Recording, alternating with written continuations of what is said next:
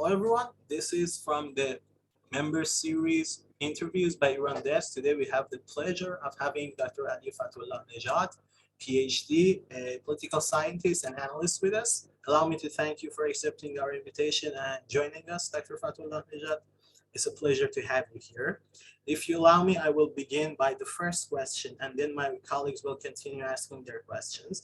My first question will be based on what are the differences amongst the collectivity in the Iranian political sphere that made Iranians to go after and becoming a nuclear power before and after the 1979 revolution? Do you see any comparative traits? Yeah. So first of all, thank you for having me, Shaheen. It's a pleasure to be with you again and again with your team at ITSS. First of all, I should mention I'm not a historian, and I did not specifically research Iran's nuclear program pre-1979, but I can surely say a few things. So, I mean, first of all, the question suggests that there is a collective will somehow in Iran to acquire the nuclear bomb and to become a nuclear weapon state. So this, I'm not sure if this is the case. As we all know, there is still ample discussion about whether the Islamic Republic has decided to develop a nuclear program that can be weaponized or not. So I'm sure we're going to talk about it later on. Of course, Iran's nuclear program goes back to not only to the Islamic Republic, but much prior to that, to the Shah era, where it was established also with the help of several, also Western countries, and specifically the United States. And what I know from the then head of the Atomic Energy Organization of Iran, Akbar Etemad, is that the Shah also contemplated about a nuclear weapon. So, of course, in that specific period of time, nuclear energy was considered to be something of, something of a symbol of progress, of technological progress, that all those countries, such as Iran, who were striving to attain a better standing in the international arena, would aim for. So this is, I think, very much important to understand that it was not only confined to the issue of nuclear weapons, but the use of nuclear technology was conceived much larger than that, and all kinds of different uses of it. And there was the strong will, certainly, by the Iranian state pre-1979 to send Iranians abroad so that they could learn, they could study those fields. And this was the beginning of the Iranian nuclear infrastructure, so to speak. And although, and of course, as I said, according to Akbar Etemad, the Shah was really contemplating about Iran becoming a nuclear weapon. And this kind of aspiration was surely embedded in this larger Shah goal of becoming become a major power in the world. So, and some might say, a sign of megalomania, but this was surely, the kind of context in which the Shah was thinking about this option, so I think so. This is what I can say about that period, actually. Thank you, Professor. The answer is complete. Thank you.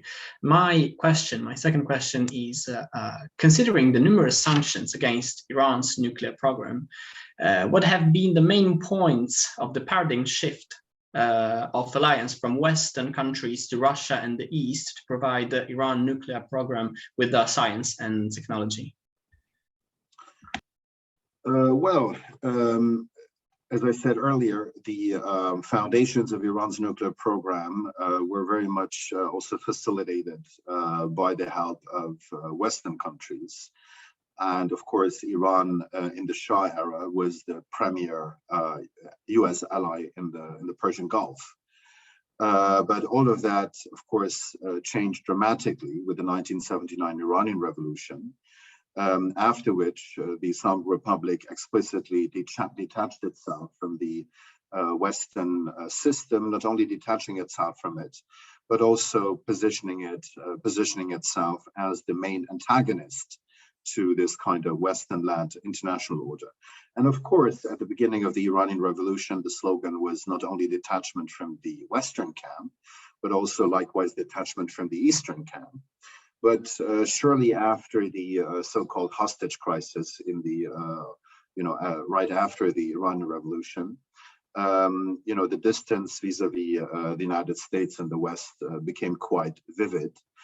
And, from then on, it was becoming clear that you could not really, conceive any meaningful detente between an Islamic Republic that was distinctly anti-US and anti-Western with the West. So this kind of, good working relations between Iran and the West was something that was quite illusory. And of course, there were elements within Iran, and more so over the past few decades, who are advocating a so-called look to the East, that is to forge closer relations with non-Western great powers. And in this context, of course, when it comes to Iran's nuclear program, Russia has, developed into the most indispensable kind of partner of Iran, of Iran's nuclear industry. So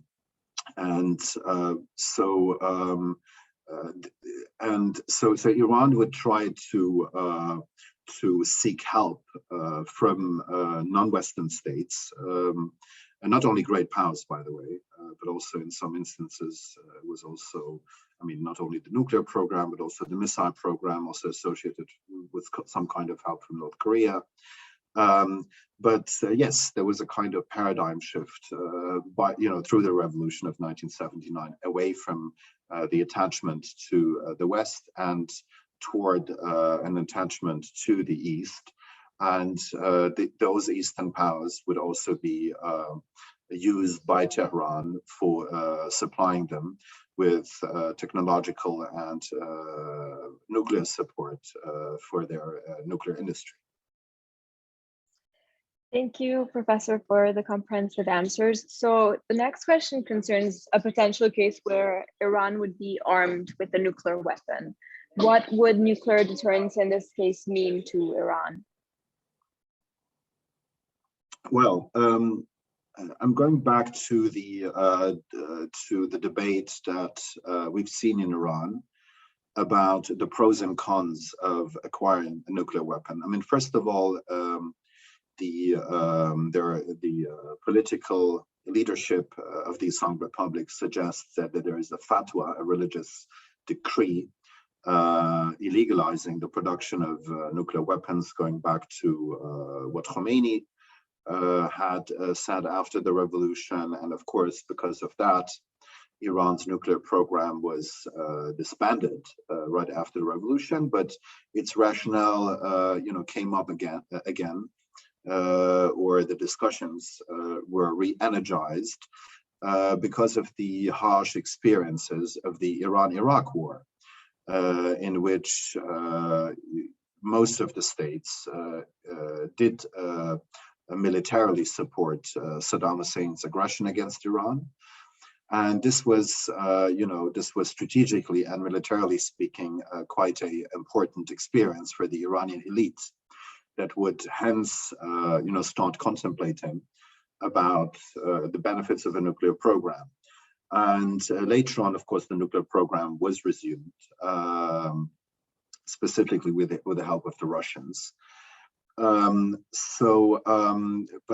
when it comes to the strategic debate in Tehran, whether the obtaining of a nuclear weapon would be beneficial or detrimental to Iran's interests, we can say that there are people who argue that actually Iran acquiring a nuclear weapon would be counterproductive, because it would immediately open the way for a nuclear proliferation race within the Middle East, with much smaller states in the region who may be financially stronger than Iran, who may be able and willing to acquire also a nuclear weapon. And this is the kind of strategic fear that some decision makers or strategists in Iran have talked about. And I think it also makes sense. And the argument is that if this happens, so if other, other states in the region would follow Iran's, acquiring of a nuclear bomb, Iran's conventional superiority somehow would diminish. So this is, I think, quite a strong argument that may still be valid today. Of course, there are other elements within the Iranian leadership who may contemplate about developing the nuclear weapon. And in quite a dark scenario, actually, a la North Korea, in which they would understand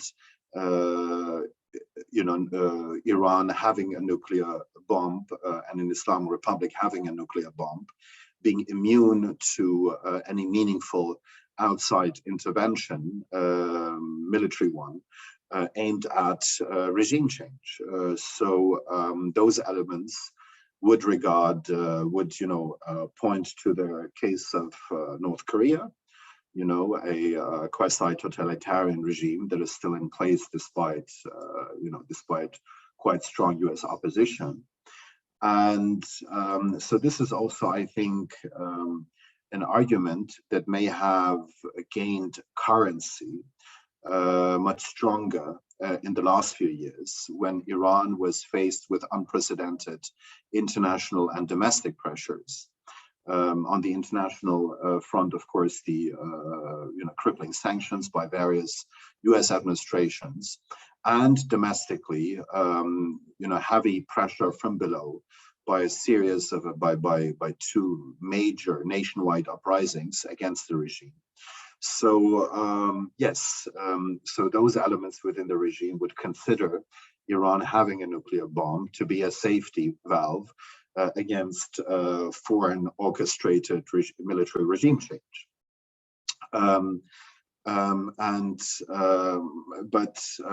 So I think this is the kind of two strong arguments in this debate that we can think of. Thank you, Professor.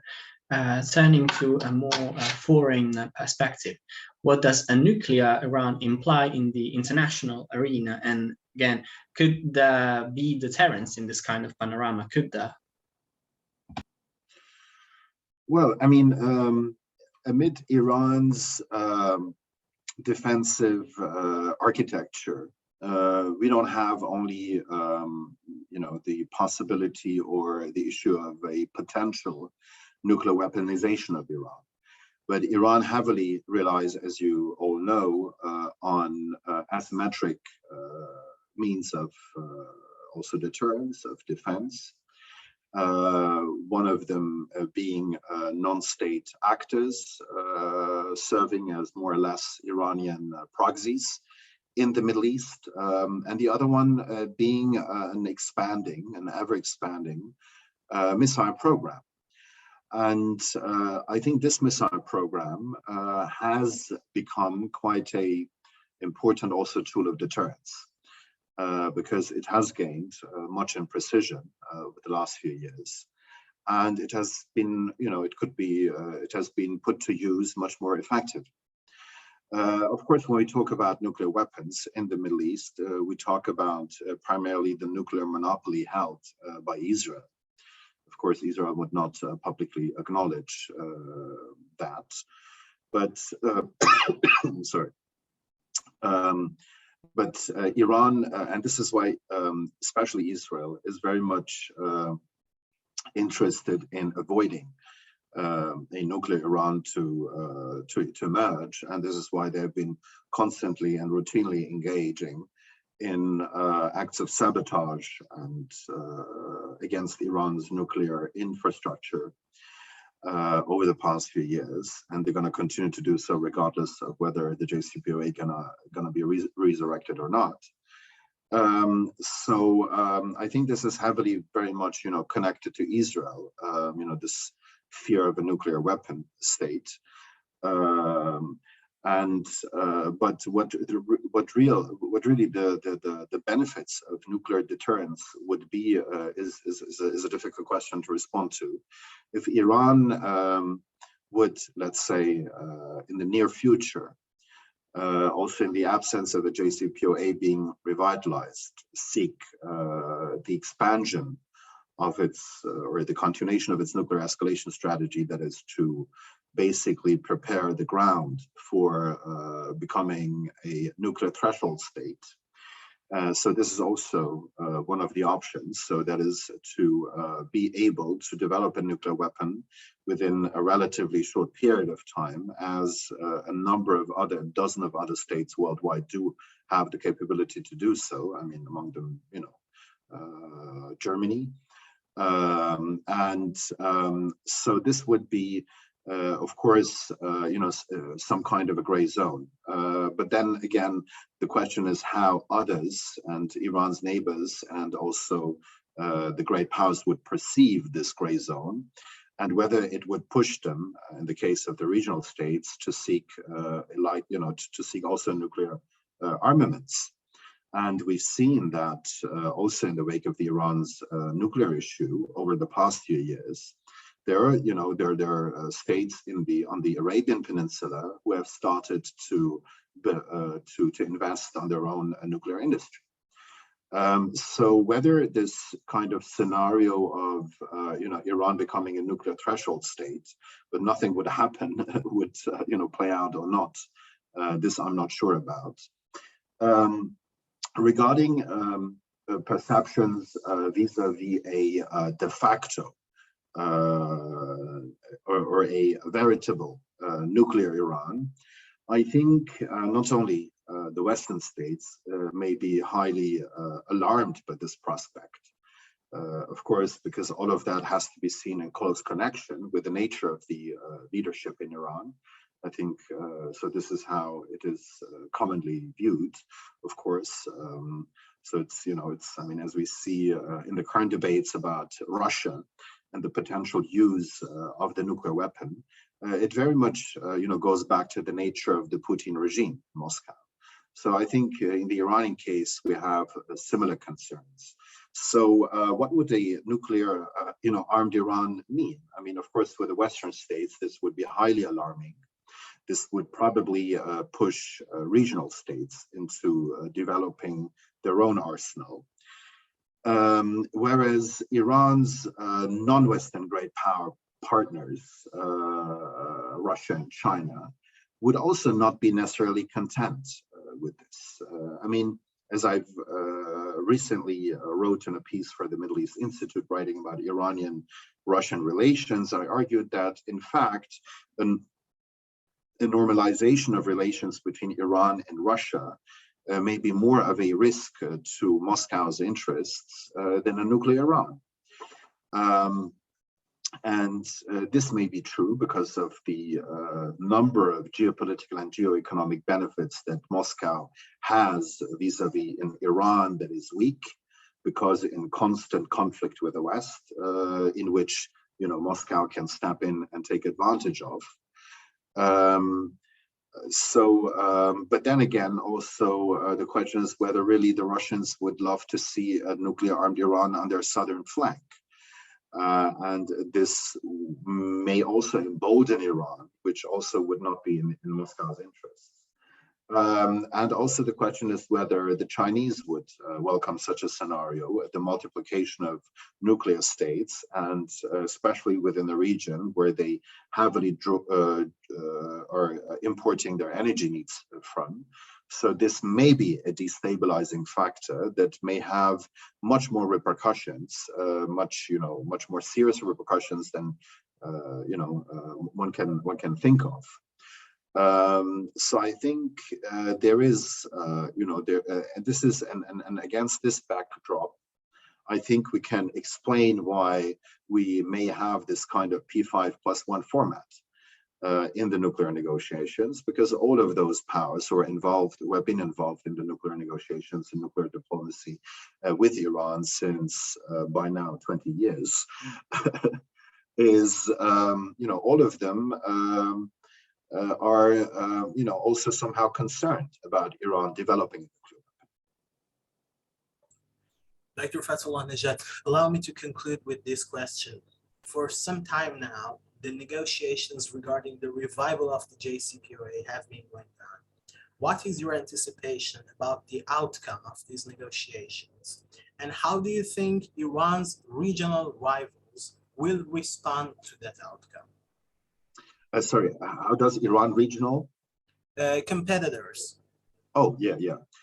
So since we're talking about the nuclear issue, let me start by talking about the use of Iran's nuclear program in foreign policy. Because sure, I mean, we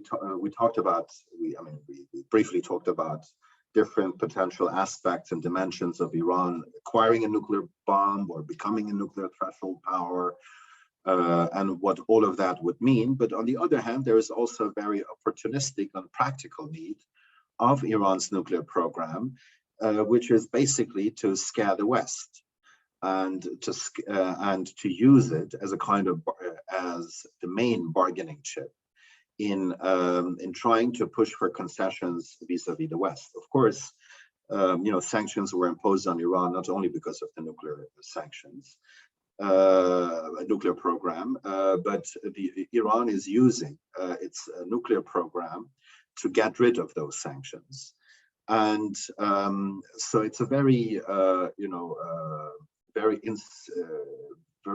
it's an instrument for Iran. And as we see from Iran's nuclear diplomacy this time around, but also in the negotiations a decade ago, we see that in the wake of heightening sanctions and escalating sanctions by the West, Iran has opted to engage in nuclear escalation, that is to drive up its nuclear program up to a level that, it still is more by and large, of course, controlled by the IAEA, but nevertheless, drive it up to as far as to create alarmism in the West, and the Iranians hope that because of this alarmism, that Iran may be on the verge of acquiring a nuclear weapon, the Western parties would rush to the negotiating table and show themselves much more willing to grant concessions than they would otherwise be willing to do. And this kind of strategy, to be honest, has worked, not that bad, if you also consider that this time around, despite all the talk that any new deal with Iran would need to address issues beyond the nuclear issue, has so far been confined to the nuclear issue. So what we're basically talking about is a revitalization of the Obama-era Iran deal. And now I'm coming to your question. And this kind of revitalization of Iran, if you're going to achieve that, going to produce the same kind of challenges that we've seen after the original Obama deal of 2015, which is that many of Iran's neighbors were not happy with that because they were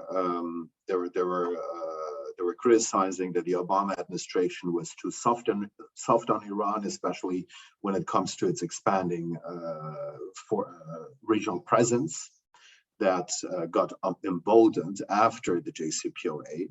So the problem here is that the Iran-West conflict is not confined to the nuclear issue. And if you only talk about the nuclear issue, fine, you're going to solve at least for some time, nuclear non-proliferation concerns. But this is not going to lead to détente in regional geopolitics, as was also envisaged by the 2015 deal in its preamble. So one might say the spirit of the deal. So what I fear is that, and this is why I've been warning against doing the same kind of Obama era deal, because it is not going to lead to sustainable détente in the region. It may even aggravate regional tensions if Iran again chooses to use the economic dividends of the deal for power projection purposes, and of course for domestic repression. But since we're talking about regional geopolitics for power projection purposes, that may be anathema to regional states' interests. But of course, now we're in a complicated situation. No one knows about the fate of the JCPOA. The Iranians have adopted quite a strong stance, asking for some kind of concession still from the U.S. side, not least regarding the delisting of the IRGC, the Islamic Revolutionary Guard Corps, from the U.S. State Department's Foreign Terrorist Organization list, the FTO list. Although of symbolic value, because it doesn't change anything about the vast sanctions that have been put into place against the IRGC. But for Tehran, this is somehow of a symbolic value, because if Iran really, obtains just the listing, Tehran can claim political victory in the event of a revitalized JCPOA. And this kind of claim is not that unimportant, because after all, the current administration of Ebrahim Raisi came into power with a promise that, or with a harsh criticism of the legacy of the Rouhani administration, of his predecessor, and also with the pledge that if Iran is going to re-engage diplomatically with the West, it's gonna see much more beneficial outcome. And so those are the kind of promises that Raisi has made. And because of that, I think, claiming political victory is not that unimportant, despite the lack of any substantive issues. Of much substantive issues when it comes to the delisting. Of course, there's also we're going to have midterm elections in the United States in November. There's mounting bipartisan opposition in the United States by both the Democratic and the Republican parties against any move by the Biden White House to delist the IRGC from the FTO list. So this is also another complicating factor. And also, one should mention Iran's Iran's efforts, of the recent efforts to actually demand more concessions, or to be insisting on getting those concessions from the Biden White House, because Iran regards the Biden White House to be somehow weak and unable to forge a plan B that could really be, forceful and effective against Iran. So I think this is, the kind of complications that we see. In the meanwhile, as we understand from the IAEA chief's visits to Tehran, I believe that also Iran's nuclear program has quite advanced. So all those concerns about Iran somehow being able to develop a nuclear weapon in a short period of time are also elevating. And after all, realistically speaking, we're gonna, even if we're gonna see the revitalization of the JCPOA, we're gonna see only a revitalization of the JCPOA for the remainder of the Biden administration. So basically, any future administration led by a Republican president might indeed do the same thing as former President Trump did. Yes, but then again, given also the endurance and the aggravating economic crisis in Iran, the Islamic Republic, in fact, needs some economic benefits and economic dividends from the deal. But Iran has been able to export oil over the past few months, much larger than previously, because of the Obama administration's de facto unwillingness to sustain, former President Trump's maximum pressure sanctions campaign worldwide. So the Iranians are again selling their oil, and because of Russia's invasion and war on Ukraine, we have also seen higher oil prices. So they now may feel that they don't have the economic urgency to say let's go for a deal regardless of what the FTO listings fate may be. But this may change swiftly, also given heightening socioeconomic grievances in Iran that we've seen in the recent past, with substantial rise in food prices that also have led to protests already. So this we have to monitor quite closely in order to analyze and gauge the state of economic urgency in Tehran when it comes to going back to the nuclear deal. Dr. Ali Fatullah Nejad, thank you for accepting our invitation and joining us. Thank you so much for having me.